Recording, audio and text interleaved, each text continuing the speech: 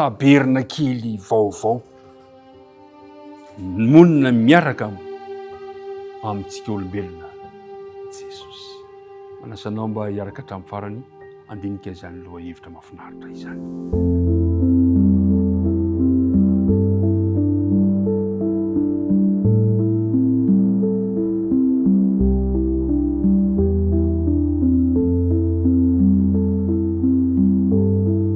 Ry mpiara-midinika namana, miarabanao indray amin'ny alalan'i Jesosy amin'izao maraina vaovao izao. Mino aho fa ao anatin'ny fahasalamana isika rehetrarehetra tsikitsiky samy faly satria nahazo tombonandro fahavelomana indray izay omeny tombo antsika. Nefa no vaofantanana isika hosolon'izany fifandraisan-tanana izany ka dia ny fitahin'ny tompony eo aminao ary ny fiatanany ho aminao sy ny ankonanao. Andeha ary hiaraka vavaka isika raha andinika izao loha hevitra izao. Andriamanitra ray eo, misaotra indrindra ny amin'ny fitiavanao anay. Misaotra ny amin'ny tombotsoa, tombonandro izay mbola omenao anay. Misaotra ny amin'ity fandarana ity izay mbola ahafahanay miaraka midinika, miaraka miresaka, miaraka mifanakalo hevitra mandinika ny teninao. Tomoera ary aty am-ponay, ka aoka mba ho vita fihavanana aminao izay, ka esorinao ny hevitra mampisaraka anay aminao, ary aoka ny fanenao masina kosa no ameno ny fonina tsirairay avy andraisanay izany teny izany. Aminarana Kristy nangatana vavaka. Amen.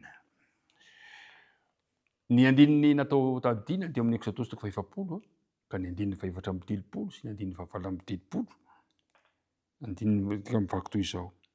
Ary ny rahona nanarona ny tranon'ilay fionana, ary voninahitry Jehova nameno ny tabernakely. Fa ny rahon'i Jehova dia teo ambonin'ny tabernakely noho ny andro, ary nisy afo teo aminy noho ny alina. Teo amason-taranak'Israely rehetra tamin'n'andehanany rehetra. Eo amintsika mandrakariva Andriamanitra ny andro, alina rehefa mandeha isika. Nonina niaraka tamintsika olombelona Jesosy. Ao amin'ny filazantsarany Jaona, toko 1 dia misy fanambarana mahafinaritra izay maneho amintsika fa Ampitahaina amin'ny tabernakely ny fahatongavan'i Jesosy ho nofo. Ahoana? Amin'ny fomba ahoana? Zao voalaza Jesosy Jaona toko 1 ka ny andininy 4:10. Ary ny teny dia tonga nofo ka nonina tamintsika. Ary ny teny dia tonga nofo ka nonina tamintsika. Jesosy io, ilay teny tonga nofo, ilay teny, ary ny teny tao amin'Andriamanitra, ary ny teny dia Andriamanitra, ary ilay teny dia tonga nofo. Jesosy ilay tonga nofo, Andriamanitra tonga nofo Jesosy. Fa eto dia Ampitahaina amin'ny tabernakely Jesosy. Na alohan'izay nefa dia izao, tena zava-miafina ny fahatongavan'i Jesosy ho nofo. Izay nampahafantarina antsika fotsiny ihany, nateraka marivijina, natorotoroan'ny fanahy masina. Kanefa dia mbola zava-miafina ny fahatongavan'i Jesosy ho nofo. Ary izany siansa izany mbola hianaran'ny voavonjy ny voavotra rehetrarehetra mandritra ny mandrakizay. Ary Ambaran'ny apostoly Jaona eto fa nonina niaraka tamintsika tamin'ny fomba azo tsapain-tanana Andriamanitra ilay teny dia tonga nofo ka nonina tamintsika. Tonga olombelona Kristy. Jesosy tao amin'ny nofo dia mitovy amin'ilay Andriamanitra ao amin'ny testamenta taloha. Izay nonina niaraka tamin'ny vahoakany tao amin'ny tabernakely. Tadidinao ve ilay teny voalaza amin'ny Jesosy toko 5:20, andininy 5. Ary asaovy manao fitoerana masina ho ahy izy dia honina eo aminy. Ny fitoerana masina zany dia mba hahatonga n'Andriamanitra honina eo amintsika. Ary eto dia tanteraka izany teo amin'ny Jesosy, ary ny teny dia tonga nofo ka nonina tamintsika. Ary mety tsara zany le hoe nampitahaina amin'ny tabernakely ny fahatongavan'i Jesosy ho nofo. Nonina niaraka tamin'ny vahoakany tao amin'ny tabernakely Andriamanitra, ary monina amintsika amin'ny alalan'i Jesosy Kristy kosa izy ankehitriny. Ry mpiara-midinika namana, nanitry tena Jesosy ka nonina niaraka tamintsika. Nidina teto amintsika ilay Andriamanitra mandrakizay, tanteraka ilay teny manao hoe Imanoela, Andriamanitra amintsika Andriamanitra. Tonga iray tamintsika Andriamanitra niara-nonina tamintsika izy. Nandritra ny anarantsika ny bokin'ny Eksodosy dia tiako ny hatsapahanao fa nonina tao amin'ny fiainanao Andriamanitra ilay tonga nofo. Tanteraka teo amin'ny fiainantsika fa teo amintsika isan'andro san'andro izy no ny andro, no ny alina, na mandehantsika na mijanona. Eo mandrakariva ny fanatrehan'Andriamanitra. Ary zay natonga Jesosy teny ao amin'ny Matio 7:20 manao hoe naiza no iangonandroana telo amin'ny anarako dia eo afovoany aho. Zany no teny Jesosy miaraka amin'ny vahoakany Kristy. Eo akaikitsika mandrakariva izy. Ary dia manasa ny mpiaradia azy mba hifandray aminy isan'andro san'andro. Ary zay natonga ile teny amin'ny Apokalipsy 7:20, antso, fiangaviana, fanasana anao. Apokalipsy 7:20 manao hoe indro efa mitsangana eo ambaravarana ka mandondona. Raha misy mihaino ny feoko ka mamono varavarana dia hiditra ao aminy aho ka hiara-misakafo aminy ary izy amiko. Ry mpiara-midinika namana, Jesosy monina eo amin'ny zanany. Dia eo amin'izay no ahitantsika ilay tabernakely vaovao ao amin'ny Apokalipsy 1:20. Apokalipsy 1:20. Ary zay ny fikasan'Andriamanitra mba olona eo amin'ny vahoakany mandrakariva ary mandritra ny mandrakizay azy.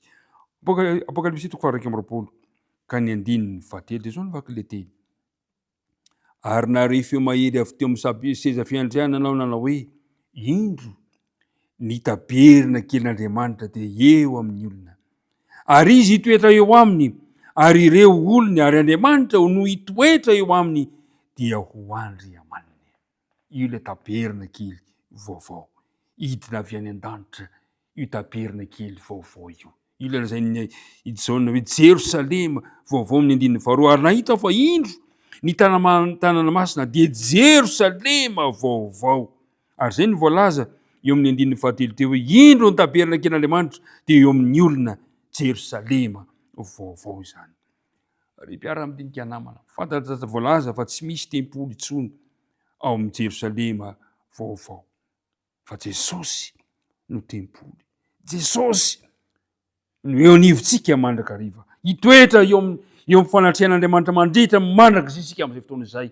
Ary ao anatin'ny tontolo tsy misy ota, tsy misy faratsiana, tsy misy fahafatesana, tsy misy fijaliana intsony.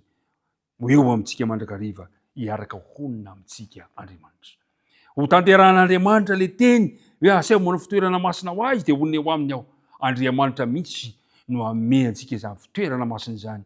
Hidina Jerosalema vaovao dia eo amin'Andriamanitra mandrakariva isika. Eo amintsika mandrakariva ny fanatrehan'Andriamanitra. Ary zany no mitarika antsika hoe andao le retsy, andao ry mpiara-midinika namana, samy ahatra hatramin'ny farany isika amin'ny fanarahantsika n'Andriamanitra satria misy lova sarobidy men'Andriamanitra antsika dia le fanatrehana mandrakizay amin'Andriamanitra. Ataovy mahafaly anao zany androany. Ary tsy ho tanteran'Andriamanitra any zany fa dia ny ankehitriny satria fa nitanterahany tamin'ny lasa izany. Andriamanitra mantsy sady Andriamanitra ny lasa izy, no Andriamanitra ny hoavy ary Andriamanitra ny ankehitriny. Ka hoy aho hoe mino aho fa ny fanatrehan'Andriamanitra dia eo aminao sy ny ankonanao androany. Eo amin'ny fanatrehanao, eo amin'ny nivony asanao, ny fianarana sy ny tontolo misy anao, eo aminao mandrakarivany ny fanatrehan'Andriamanitra. Dia andeha hiaraka hivavaka isika amaranantsika izao tinika mahafinaritra izao. Andriamanitra rainay io, misaotra anao izahay fa tonga teto aminay ilay teny tonga nofo, ilay Andriamanitra mandrakizay ka nonina taminay. Misaotra anao izahay fa tsapanay isan'andro san'andro ny fanatrehanao, tsapanay isan'andro san'andro ny fombanao, ko ampio izahay aharitra hatramin'ny farany amin'ny fanarananao. Ka fantatray fa isan'andro san'andro koa dia mitsangona maravarany fonay ianao, mandondona te hiditra ao. Tompo, voanay androan'ny fonay mba hidiranao.